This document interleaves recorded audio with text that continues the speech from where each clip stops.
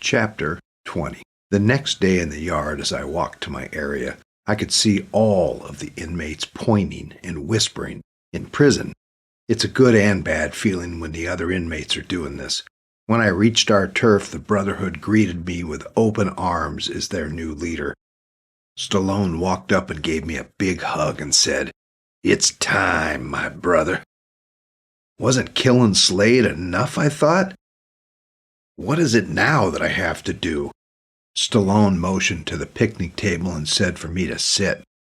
Then he told me to lay back and take off my shirt. There are not too many things that feel comfortable in an environment like this, so I was a bit apprehensive about doing what he asked. "Slade, what's this all about?"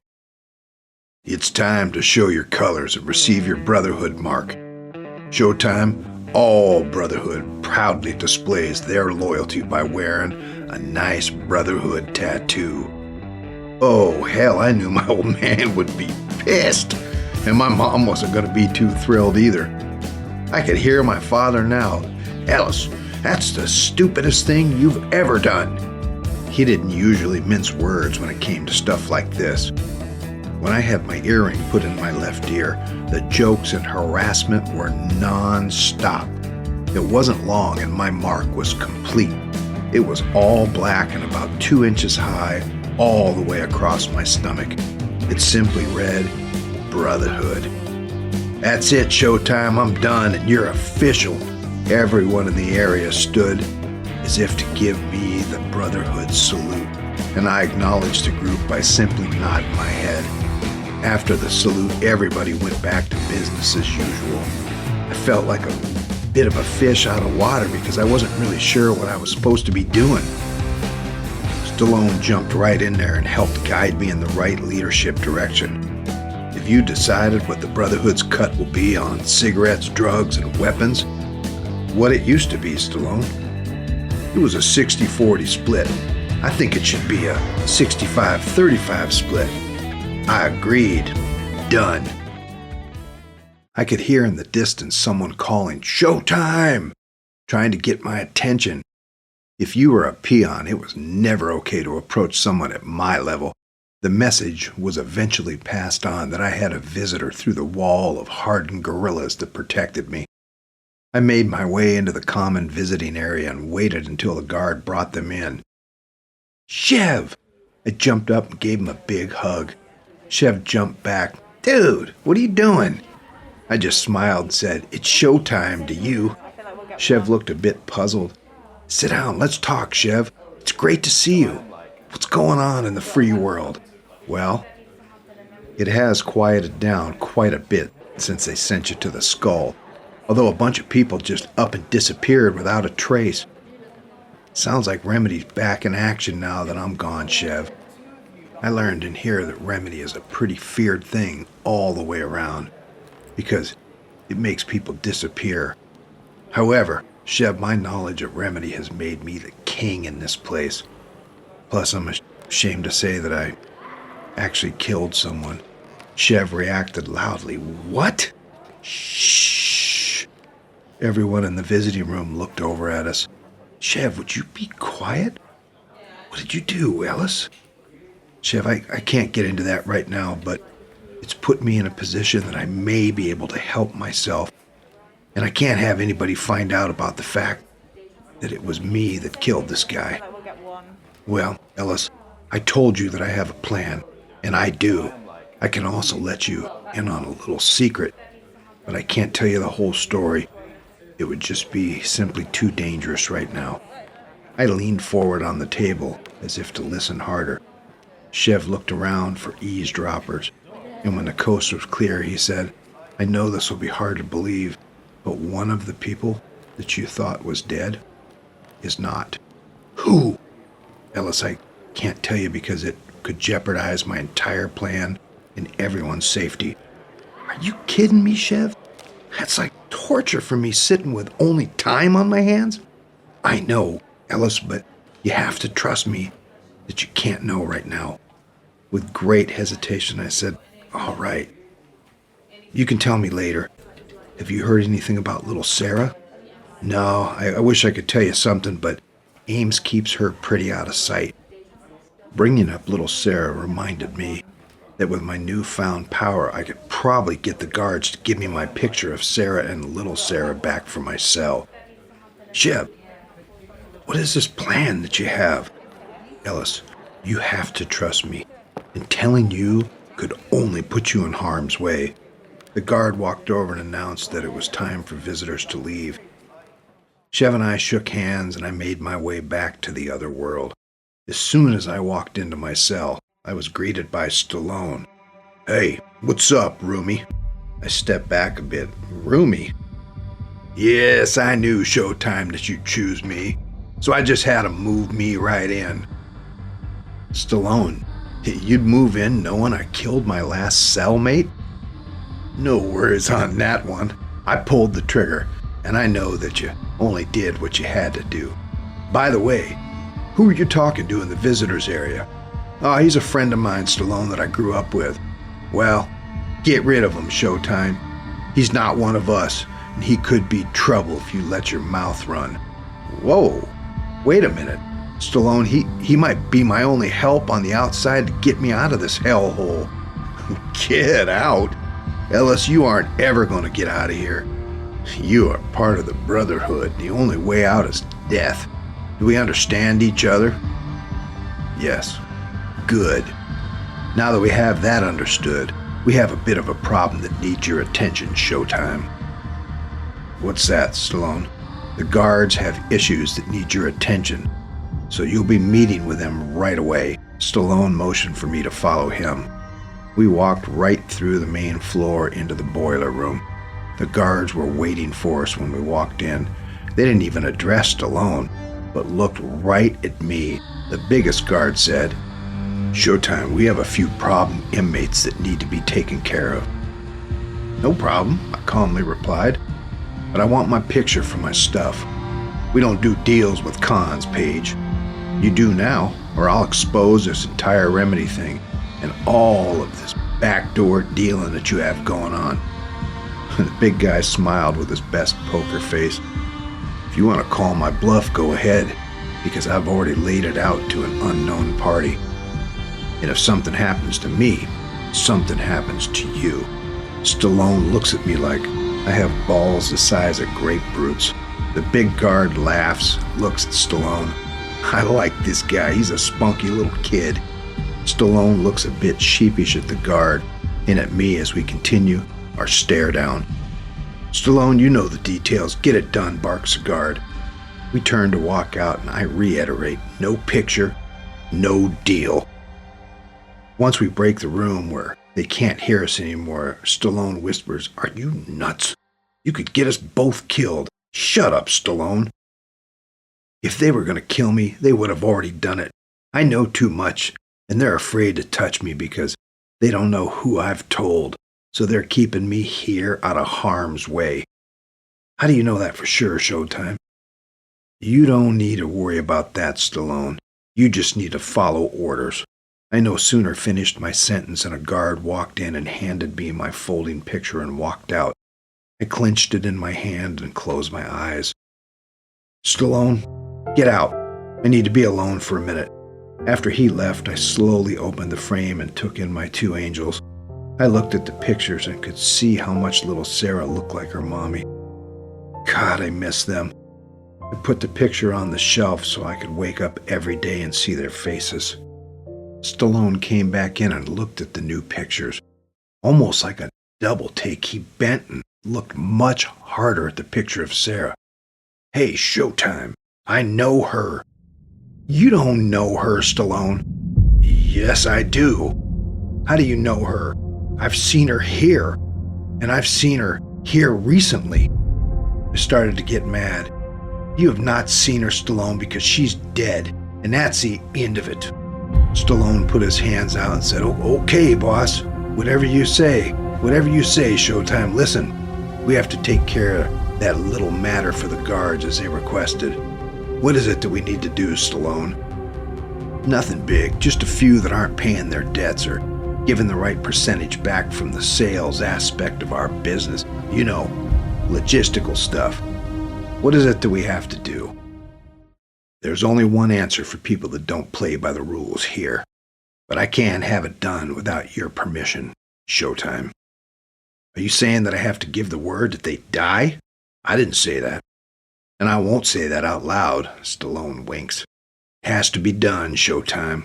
All right, do what needs to be done. The father jumps in on my story. How can you justify that, Ellis? Or should I call you Showtime? I mean, taking another man's life? Listen to you, Father. Do you have any idea what it takes to be in these circumstances? What you might have to do to survive?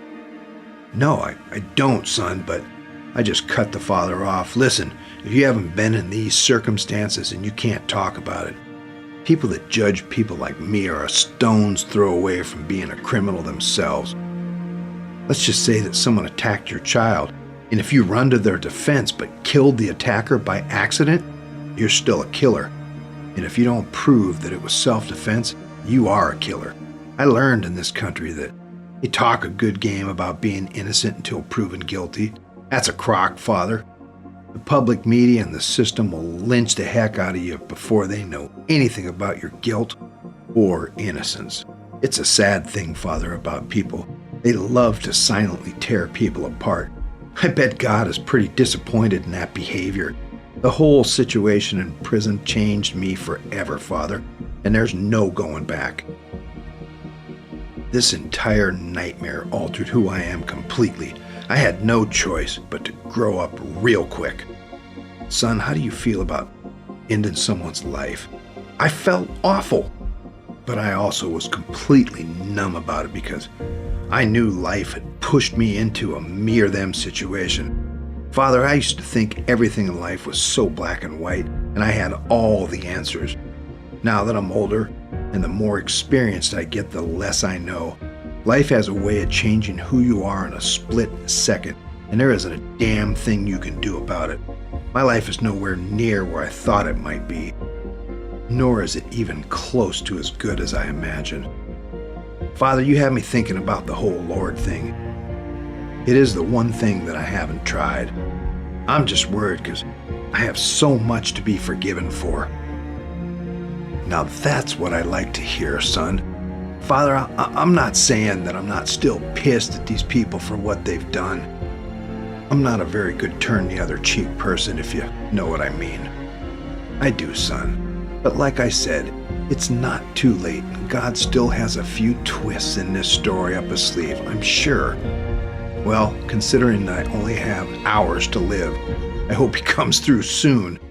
As the weeks went by, Stallone became more and more power-hungry and was really mistreating the other inmates and was becoming a liability to me. I brought him in to have the talk. What's up, boss? Stallone, you and I need to have a little talk about how you've been treating the other inmates. Yes, what about it? You're not treating them the way I would like you to. Oh, how would you like me to treat them, Showtime? Well, I think you need to be fair until they deserve something else. You're not getting it here, are you, Showtime? I'm getting that you're stirring the inmates to be incrementally more and more pissed off at me, and if you don't stop, I'll have to take care of it. Are you threatening me, Showtime? Knowing that in prison we never say exactly what we mean, I gave the token answer. Threatening is not the right word. Using corrective action is a better description to me. Do we understand each other, Stallone? Do you understand, Showtime, that I know you killed Slade, and that I could end your stand as the man here? I could see I was getting nowhere with Stallone, and that something had to be done. Stallone, you're dismissed. I turned and looked away as if to say, it's time to leave. By the way, Showtime, I saw your little lady again in the visitor's room and she was looking mighty fine. I whipped my head around. Be careful, Stallone. Choose your words carefully. They may be your last. Stallone just walked out laughing in a sinister voice, leaving me with a confused feeling about Sarah, what he had seen. Why would he tell me that he was seeing Sarah? Knowing that I had to take care of Stallone, I put my next chess piece on the board. The Brotherhood had a very strict hierarchy. So I called in my next in line, the Mime, and Durant, better known as Buns at a Slant. The Mime earned his name because he was a man of action and never was too much for words. He generally gestured hand signals, and surprisingly, I could understand him quite well. When Mime got to the cell, I simply said, "Stallone," and I ran my finger across my throat in a cutting motion. Durant was a gunslinger and the best weapon swindler and maker in the prison. He also was one of the best silent killers in the prison. "Durant, I want you to make something special for my friend Stallone and make sure he gets my message. Just before he dies, you can tell him that you can blame it on the youth. He'll get what I mean." This would have felt incredibly bad for the Kid Ellis to say, but this was business for Showtime and had to be done if I was going to survive. Mime nodded as if he understood and turned and walked out. After only a few feet, I yelled out to the Mime that I wanted to see Bullseye. Bullseye was in the ranking for only one reason: he could find anyone, anytime in the outside world. When he arrived, I explained that I had heard rumors about the fact that Sarah might be alive and provided him with all of the vital statistics. Confidently, he responded, "Consider it done, boss." He departed as quickly as he arrived. I knew if anyone could find this information, it would be him. Suddenly, I was engulfed in a shrieking alarm which only meant a few things: fight, stabbing. Guards were running everywhere, and when this happens, we go immediately into lockdown. My cell door closed up, and I sat on the cot. I could see the Mime being escorted back to his cell as he passed. He gave me the thumbs up. I knew that Stallone had been hit at that point, so I just sat and waited. It's strange when you think about prisoners being the derelicts of society, but what we don't realize is how organized and precise they are in a controlled setting. I guess I didn't realize that 40% of the geniuses are in prison, so they may be killers or not functional in everyday life, but they are smart as hell when they want to be. As usual, we went straight into cell lockdown, and I waited for any kind of sign that Stallone had been taken care of. The communication line is always open in one fashion or another. Unfortunately, the word came back to me that Stallone survived, which wasn't great news for me. There is no turning the other cheek in prison. I knew my days were numbered. And I knew now why Stallone had me kill Slade. You always need to have the one-up on someone if you expect to survive. I could hear keys clanking in the hallway, and the guard yelled into my cell, "17, hands in the door," which meant they want to handcuff me to take me somewhere. I complied, and the guard opened the cell. "Where am I going, boss?" "Warden wants to see you. Follow me." This was probably the most tense I've been, because it was like going to the principal's office not knowing what I was in for.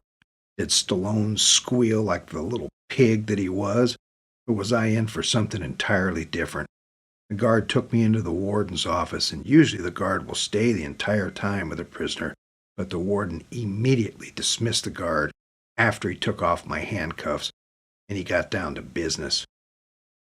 The warden started right in with his deep southern drawl. "Ellis, we both know what you've done, son, but I'm willing to overlook an incident like this if you help me." "Help you with what, Warden?" "I need a few favors called into remedy." "Warden, I think there's a bit of a misunderstanding about my affiliation with a remedy organization." "I don't think so," the warden clarified. "Ellis, I know you're innocent. That is, until a couple days ago. Now you can help me by taking care of a few favors. Or you can take the heat for the death of Slade." "Warden, I'm already in here without the possibility of getting out. Why the hell would I do anything for you or those other bastards that put me and keep me here?" "I happen to know that someone real important to you is alive, and I think that you'd like to keep it that way." "Warden, who are you talking about?" Details, Ellis. Are you in or are you out?"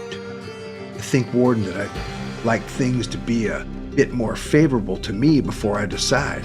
Let's not forget, Warden, that I am in a position that I could have you killed if I wanted to." I could see the warden swallowed much harder.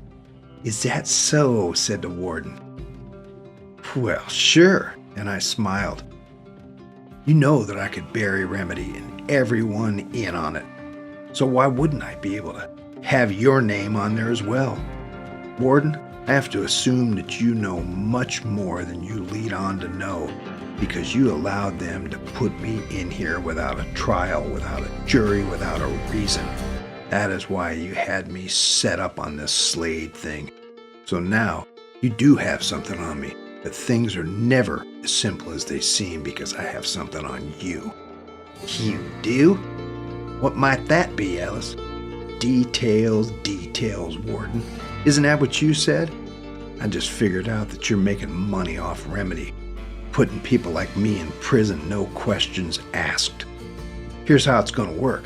First, I have access to leave every day so I can work on clearing my name. I'm innocent and you know it, but the rest of the world does not know it. Second, you have to give me protection inside the prison when I'm in here. With Stallone still alive, he's a big threat to me. He can have me killed or stick something in my back himself. Ellis, let's say I do all that for you. What's in it for me?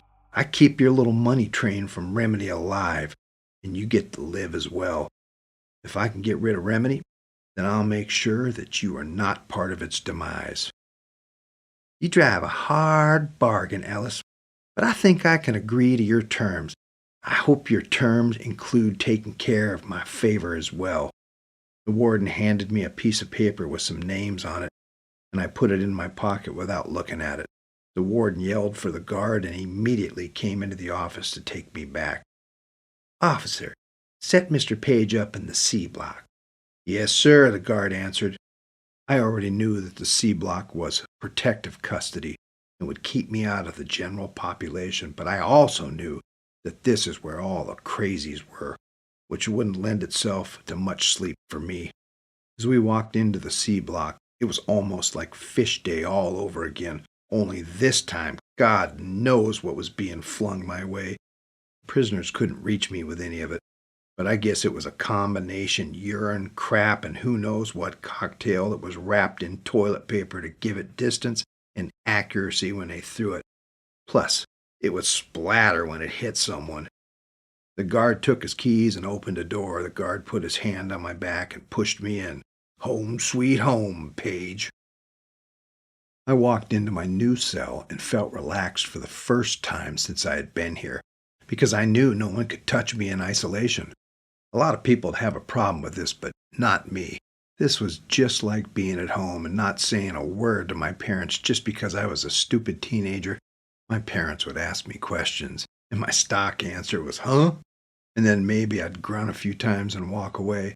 Even though I was in isolation, other prisoners could still communicate with me by all sorts of means.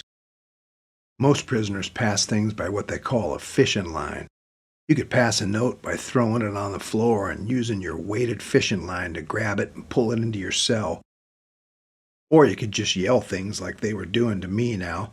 "You're a dead man, Showtime! You're a walking dead man!" All this talk didn't bother me too much as long as I wasn't put back in general population with the rest of the animals. Plus, I know my own would protect me. Daily I'd get notes from the Brotherhood about what was happening in the yard and on the outside. Even though I was in isolation, I still called the shots. Isolation inmates do not get visitors, but I did because I had the bargaining chip. In fact, I had an unexpected visitor. I made my way to the visitors area where Mr. Ames waited with my favorite little Benedict Arnold, Rave. I didn't even sit down. And I said, "What the hell's the little traitor doing here?" "Nice to see you, Ellis," Mr. Ames sarcastically answered. "Cut the crap, Ames. What do you want?" "Oh, so you're a get-down-to-business kind of guy, are you?" "Ellis, you had 3 of my top men killed. What makes you think I had anything to do with it, Ames?" Ames rolls his eyes. "Don't play with me. I know you're in command of the Brotherhood. Ames, even if I had something to do with it, you'd be the last person I'd talk to about it with." How about this, Ames? You tell me why someone would want to have 3 of your men killed, and I'll think about telling you who it was. Well, instead, Ellis, I'll tell you that Sarah's alive, and that you'll never see her again without my help. Rave is sitting next to Ames, nodding his head in agreement. Rave looks me up and down. Jesus, Ellis, you've gotten so much bigger than the last time I saw you. I could feel my blood starting to boil. Screw you, sheep. If Sarah's alive and you knew about this, Rave, I could have you killed with one command. Rave looked a bit uneasy.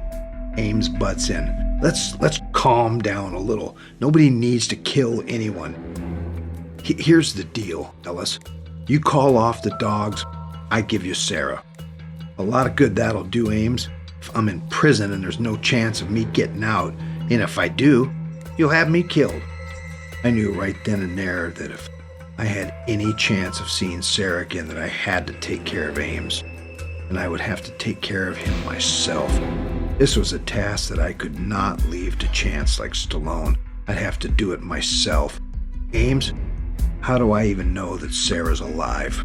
Ellis, I need your help to shut Remedy down for good. I'm the lead investigator and have been for years trying to solve this once and for all. I don't believe you, Ames. You're lying about Sarah and you're lying about everything else. I held her hand when she passed away. I know what I saw. Ellis, you'll just have to trust me and I'll have to trust you. Ames stood up getting ready to leave because our conversation was just getting too loud. Rave looked me up and down and said, Ellis, you look so much bigger. What have you been doing? It was a bit of an ego boost, I must admit. I've been lifting weights, I answered. That's all there is to do in here, is to lift weights and think about killing you. Rave took a double take and walked away with his tail between his legs. Ames and Rave turned and left the visiting area. Rave would look over his shoulder at me about every 3 or 4 steps. I didn't trust Ames because he was the one that put me here to begin with. I knew if I had any chance of getting little Sarah that I had to sneak into his house and take her.